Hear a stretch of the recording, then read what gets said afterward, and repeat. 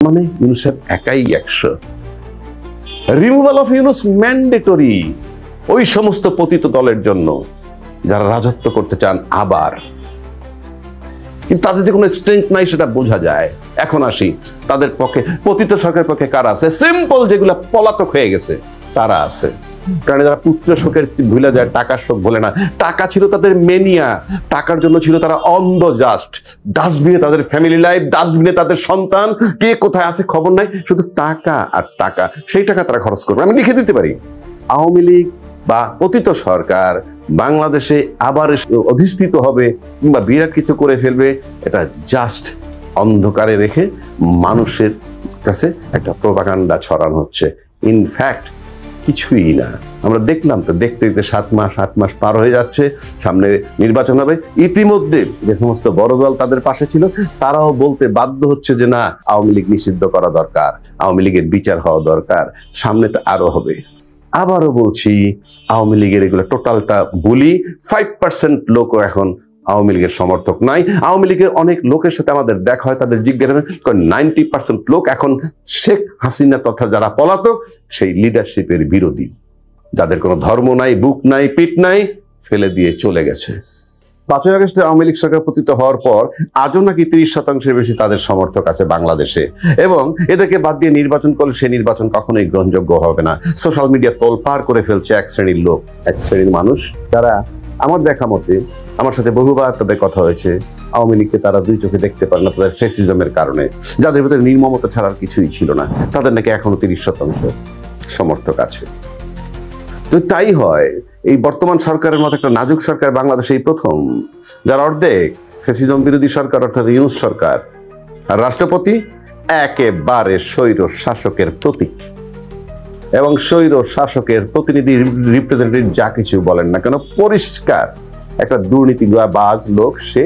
এবং আওয়ামী লীগ ওই লোকটাকেই চুজ করছে যার চরিত্র ঠিক তাদের মতো, বিশেষ করে যিনি চুজ করেছেন তার। তাহলে আওয়ামী লীগ 30% মাঠে আছে, আবার রাষ্ট্রপতি তাদের বহাল তবিয়তে আছে, প্রশাসন তাদের পক্ষপাতিত্ব করছে। ইউনূস কেন এখনো ক্ষমতায় কিভাবে থাকে আমি তো, আমার মাথায় ধরে না। শুধু কি তাই, এর বাইরেও তো লোক আছে, এই ফ্যাসিজমের পক্ষে আছে। আওয়ামী লীগ সরকার চলে যাওয়ার পর সেই জায়গাগুলো যারা পূরণ করেছে তারাও একটা বড় রাজনৈতিক দলের লোক। এবং রাষ্ট্রপতিকে যখন অপসারণ করতে গেল তখন বলা হইল সেই বড় দলের পক্ষ থেকে কি, যে রাষ্ট্রপতিকে অপসারণ করলে পরে সাংবিধানিক সংকট হবে এবং তার জন্য তাকে সরানো গেল না। তাহলে ফ্যাসিস্ট সরকারের পক্ষে আরো রাজনৈতিক দলের সমর্থন আছে। তারপরে নাজুক ইউনূস সরকার এখনো বহাল তবিয়তে কিভাবে থাকে, যাকে 2 মাসের বেশি থাকতে দিবে না বলে ওভারসিজ থেকেও পতিত সরকার বলছে। ইউনূস সরকারের শক্তিটা কোথায়? আমি তো মনে করি পতিত সরকারের 30% তাকে সমর্থনকারী বড় দল, স্বৈরাচারীর দোসর রাষ্ট্রপতিকে এখনো বহাল তবিয়তে, প্রশাসন তাদের, দায়িত্বশীল কোনো ব্যক্তি আবার বলছেন যে ইনক্লুসিভ নির্বাচন করতে হবে, যা ইনক্লুড করে আওয়ামী লীগকে। নিবন্ধন বাতিল করা যাবে না এই মর্মে বলছে বড় দলগুলো।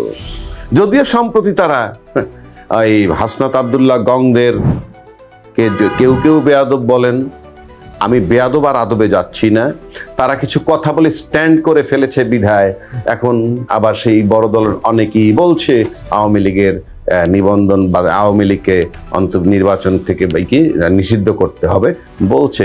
সত্যি কথা নয়, মনের কথা নয়, কারণ আমরা তো এই দেশে থাকি, we know the pulse of the people. রাজনীতিবিদদের ধারণা কি, তারা সব বুঝে। কাক চক্ষু বন্ধ করে ভাবে কি তাকে কেউ দেখে না, এটা হলো কাকের বৈশিষ্ট্য। আমাদের দেশের রাজনীতিবিদরা বোধহয় দেশের সাধারণ জনগণকে তাই মনে করে। বাট একটা জিনিস মনে রাখতে হবে যে দলের সাথে সম্পৃক্ত যে জনগণগুলো আছে তারা বাদে বাকি সবাই ফ্যাসিজম বিরোধী, কোনো সন্দেহ নাই, কোনো সন্দেহ নাই, তারা ফ্যাসিজম বিরোধী। এখন আসি, আওয়ামী লীগের কোনো ভোট না, মানে 30% লোক নাই সেটা বলছি। বাংলাদেশের রাজনীতিতে যে 2টা পরীক্ষিত দল তারা যখন ক্ষমতায় থাকে, তারা যখন রাস্তায় মিছিল করে, সেই মিছিলগুলো আমরা রাস্তায় দেখেছি। প্রথম 1, 2, 3, 4, 5, 6 সারির লোক হয়তো কর্মকর্তা, আর বাকি লোকগুলো কমন। এরা যখন আওয়ামী লীগ ক্ষমতায় থাকে তাদের মিছিলেই বাকি লোকগুলো যায়। আবার যখন আওয়ামী লীগ থাকেন অন্য বড় দল যারা আসেন তাদের পিছনে ওই লোকগুলা, এদের কোনো পদ নাই, কিচ্ছু নাই, এদের 80% ভোটার নয়, তাদেরকে ডেকে আনা হয়, তুলে আনা হয়।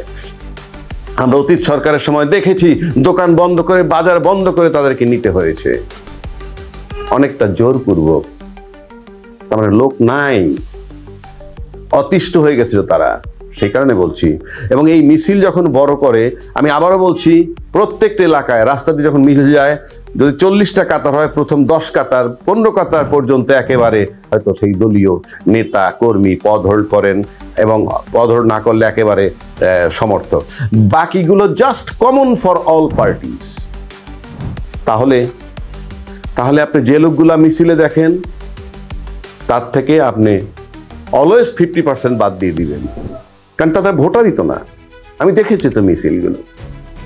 আর বাংলাদেশে কেন সমর্থক নাই?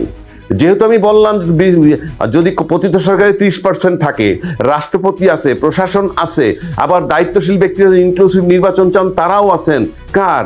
পতিত সরকারের পক্ষে, টু সাম এক্সটেন্ট। আর বড় দল যারা রাষ্ট্রপতিকে সরাইলে পরে সাংবিধানিক সংকট হবে বলে রয়ে গেছেন, তারা তাদের পক্ষে। তাহলে ইউনূস সাহেব যা বলতে তাই হচ্ছে কেন? ডিসেম্বরে নির্বাচন হবে নয় জুনে নির্বাচন হবে, সেখান থেকে নড়াচড়া হচ্ছে না কেন? তার মানে আমি বলে দিচ্ছি, বাংলাদেশ হলো পাওয়ার কেন্দ্রিক দল। যিনি পাওয়ারে থাকেন ওই পাওয়ারের চারিদিকে ঘুরে। এখন পাওয়ারের চারিদিকে মধু নেওয়ার জন্য ঘুরবে কারা? যারা আওয়ামী লীগ সরকার চলে যাওয়ার পর ওই জায়গাগুলো যারা শূন্যস্থান যারা পূরণ করছে, তাদের পিছনে কিছু লোক ঘুরছে। আর এনসিপি যাদের সম্পর্কে বদনাম আছে, এখন তারা চাঁদাবাজি করে, তারা গাড়ি বহর করে, অনেক কিছু তাদের আছে বদনাম, এবং তারা সরকারের ছত্রছায়া আছে, আশেপাশে আছে, তাদের পিছনেও কিছু লোক আছে। পতিত সরকারের কোনো লোক নাই, আমি বলে দিচ্ছি, কোনো লোক নাই। কারণ কোনো লোক যদি থাকতো তাহলে তবে দেখতাম ইউনূস সরকার কি করে থাকে। আজকে 7 মাস পার হয়ে গেলে ইউনূস সরকার কিভাবে থাকলো? আমি আবারও রিপিট করতে বাধ্য হচ্ছি, 30% যদি পতিত সরকারের থাকে, আর রাষ্ট্রপতিকে অপসারণ যারা করে নাই, করতে যারা বাধা দিছে বা গ্রহণ করে নাই, সাংবিধানিক সংকটের কথা বলে, তারাও তো ইনডাইরেক্টলি তার পক্ষে, প্রশাসন তাদের পক্ষে, দায়িত্বশীল ব্যক্তিরা পক্ষে। তাহলে ইউনূস সরকার এর টনক নড়ছে না কেন? এবং ইউনূস সরকারের যে দল, মানে মন্ত্রী পরিষদ, তার ভিতরে, মানে এর ভিতরে মন্ত্রী পরিষদের মধ্যে আলাদা ডিপ স্টেট আর এক মন্ত্রী পরিষদ আছে, যারা ইউনূস সরকার ড্যামেজ করার জন্য। আসলে টোটাল পরিষদ, মন্ত্রী পরিষদ বা উপদেষ্টা পরিষদ, জাস্ট 2-3 জন বাদ দেয়, 2-4-5 জন বাদে টোটালটা অনর্থক, ইউজলেস। তার মানে ইউনূস সাহেব একাই 100। রিমুভাল অফ ইউনূস ম্যান্ডেটরি ওই সমস্ত পতিত দলের জন্য যারা রাজত্ব করতে চান আবার, কিন্তু তাদের যে কোনো স্ট্রেংথ নাই সেটা বোঝা যায়। এখন আসি তাদের পক্ষে, পতিত সরকারের পক্ষে কারা আছে? সিম্পল, যেগুলা পলাতক হয়ে গেছে তারা আছে। আর দেশের ভিতরে বসে যারা আছে, যারা সত্যি সত্যি পালাইতে পারে নাই, কিন্তু পতিত সরকার স্টাবলিশড দোষর, জুলুম, অত্যাচার, নির্যাতন করছে, তাদের ঘুম হারাম, তারা পালায় আছে, এবং কিছু কিছু টাকা পয়সা তো বাজারে ছাড়তেছে। কিন্তু যারা বাইরে পালায় গেছে, আমি লিখে রাখতে পারি, 1 পয়সাও কেউ পাঠাবে না, কারণ তারা জানে, তারা নিশ্চিত প্রোপাগান্ডা ছাড়া কিছু না। শতভাগ ক্ষমতা থাকার পর যখন পালিয়েছিল, এখন তারা কি করবে? অরাজকতা করতে পারে, দেশের ভিতরে ঢুকে অস্ত্রশস্ত্র নিয়ে কিছু মারামারি কাটাকাটি করতে পারে, এছাড়া তার কিছু করার নেই। সেগুলো কারা করবে? নিজের পকেটের পয়সা, একটা ফুটা পয়সা কেউ খরচ করবে না, কারণ তাদের ভবিষ্যৎ অনিশ্চিত এবং অন্ধকার। যদি অন্য এডিশনাল কোনো টাকা পয়সা পায়, কিন্তু এডিশনাল টাকা পয়সা ওই সমস্ত কর্মীরা পাবে না। কেন পাবে না? তারা ইউজলেস। এডিশনাল পয়সা পাইতে পারে যারা রাষ্ট্রের লোড বিয়ারিং বিম, সরকারি কর্মকর্তা কর্মচারী, এদের ভিতরে যদি কোনো বিট্রেয়ার থাকে, তাহলে তারা সেই ফান্ড পেতেও পারে। কিন্তু রাস্তার লোকের, আওয়ামী লীগের অমুক কর্মী তমুক কর্মী, যেটা দেশে আটকা পড়ছে, করাপ্টেড, তাকে ব্ল্যাকমেইল করে হয়তো কিছু পয়সা করে নিতে পারে না। বাইরে যারা আছে ফুটো পয়সাও পকেট থেকে খরচ করবে না, কারণ যারা পুত্র শোকের ভুলে যায়, টাকার শোক বলে না। টাকা ছিল তাদের মেনিয়া, টাকার জন্য ছিল তারা অন্ধ। জাস্ট ডাস্টবিনে তাদের ফ্যামিলি লাইফ, ডাস্টবিনে তাদের সন্তান, কে কোথায় আছে খবর নাই, শুধু টাকা আর টাকা। সেই টাকা তারা খরচ করবে, আমি লিখে দিতে পারি, খরচ করবেন। আর তৃতীয় পক্ষ থেকে কোনো টাকা তাদের কাছে আসবে না, পেলেই মেরে দেবে, পেলেই মেরে দিবে, এটা তাদের ক্যারেক্টার। তারা কি করতে পারবে? তাদের পক্ষে কাজ করতে হলে আমার বাংলাদেশের ভিতরে যে প্রশাসন আছে, বাংলাদেশের ভিতরে যে উপদেষ্টা পরিষদ আছে, বাংলাদেশের ভিতরে যে সমস্ত লোড বেয়ারিং বিম আছে বা দামি দামি লোক আছে, তাদেরকে তাদের কাছে আসবে সেই আমলাতান্ত্রিক পদ্ধতিতে তৃতীয় পক্ষের টাকা যদি আসে, এবং সেটা যদি কাটিয়ে উঠতে না পারে সেটাও বুমেরাং হয়ে যাবে। এটা কেন বলছি? তাহলে আওয়ামী লীগের পক্ষে ডাইহার্টেড ওই লোকগুলো আছে, 1 নম্বর যারা দেশের ভিতরে করাপশন করে আটকা পড়ছে, অন্যায় অবিচার করে মানুষের উপরে নির্যাতন করে যে আটকা পড়েছে, তাদেরকে চুষে চুষে কিছু লোকে খাচ্ছে এবং তারা কিছু একটা হইলে তারা খুশি হয়।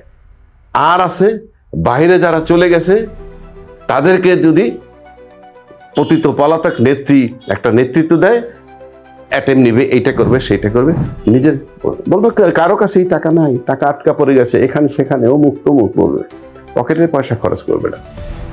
সুতরাং সমর্থক বলতে যা বোঝায় এই মুহূর্তে আওয়ামী লীগের জন্য জাস্ট 3-4-5% হইলে হইতেও পারে, তা না হইলে এতদিনে অনেক কিছু করে ফেলতো। আমি এটা দেশবাসীকে আশ্বস্ত করতে চাই, এই সমস্ত প্রোপাগান্ডায় কেউ যাতে নার্ভাস না হয়। এটা পরিষ্কার। আপনি যত দিন যাবে এটা তো বুঝতে হবে, যত দিন যাবে তত ইউনিট সরকার সেট হবে, যত দিন যাবে তত বারবার যে পরিবর্তন আসবে, তাতে আওয়ামী লীগের পক্ষের যে শক্তিগুলো আছে অন্য দলের, সেগুলো সটকে পড়তে হবে। সুতরাং যেই প্রোপাগান্ডা ছড়ানো হচ্ছে ইউটিউবে বা বিভিন্নভাবে, ইট ইজ জাস্ট রং। 5-7% লোক আওয়ামী লীগের তারা নাই, পাওয়ার পার্টি যেহেতু তারা নাই, আবার কোন পাওয়ারে ফিরে আসলে ওই লোকগুলো আবার তাদের কাছে ঘিরবে। এটাই হলো বাংলাদেশের রাজনীতির চরিত্র। বিশেষ করে ক্ষমতায় যারা ছিলেন তারা তো এইটাই শিখে গেছেন, ক্ষমতায় থাকলে কিভাবে চলতে হবে, কর্মী কিভাবে চালাতে হবে। অথচ আজকে বড় বড় বুলি আওড়ায় সবাই নতুন পার্টি কিভাবে চলে ইত্যাদি ইত্যাদি, তারা নিজেরা কিভাবে চলে সেটা একবার অ্যানালাইসিস করে না। আমি আবারও বলছি, আওয়ামী লীগ বা পতিত সরকার বাংলাদেশে আবার এসে অধিষ্ঠিত হবে কিংবা বিরাট কিছু করে ফেলবে, এটা জাস্ট অন্ধকারে রেখে মানুষের কাছে একটা প্রোপাগান্ডা ছড়ানো হচ্ছে। ইনফ্যাক্ট কিছুই না। আমরা দেখলাম তো, দেখতে দেখতে 7 মাস পার হয়ে যাচ্ছে, সামনে নির্বাচন হবে। ইতিমধ্যে যে সমস্ত বড় দল তাদের পাশে ছিল, তারাও বলতে বাধ্য হচ্ছে যে না, আওয়ামী লীগ নিষিদ্ধ করা দরকার, আওয়ামী লীগের বিচার হওয়া দরকার, সামনেটা আরো হবে। আমার কাছে মনে হয় সেই দিকে। কাজেই আওয়ামী লীগ বা পতিত সরকার, বিশেষ করে হাসিনা পরিবার অন্ধকার বাংলাদেশের মাটিতে রাজনীতিতে আর তারা ফেরত আসবে না, এটা আমি নিশ্চিত করে দিতে পারি। সুতরাং এগুলো সব প্রোপাগান্ডা। সেই প্রোপাগান্ডা দেখে কেউ বিচলিত হবেন না। দলমত নির্বিশেষে সবাই দেশকে গড়ুন। বাংলাদেশে শেখ হাসিনার মতো সেকেন্ড আর কোনো মানুষ বাংলাদেশে আর আসবে না, অন্তত 100 বছরে না। এটা হলো বাংলাদেশের সবচেয়ে বড় বিজয়।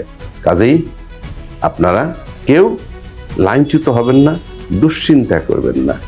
আবারও বলছি, আওয়ামী লীগের এগুলো টোটালটা বলি। 5% লোকও এখন আওয়ামী লীগের সমর্থক নাই। আওয়ামী লীগের অনেক লোকের সাথে আমাদের দেখা হয়, তাদের জিজ্ঞাসা 90% লোক এখন শেখ হাসিনা তথা যারা পলাতক সেই লিডারশিপের বিরোধী, যাদের কোনো ধর্ম নাই, বুক নাই, পিঠ নাই, ফেলে দিয়ে চলে গেছে। সুতরাং এগুলা প্রোপাগান্ডা আওয়ামী লীগের। আওয়ামী লীগ বলবো না আমি, ঠিক বিশেষ করে শেখ হাসিনা পরিবার জাস্ট বাংলাদেশের রাজনীতিতে 0, 0 and 0।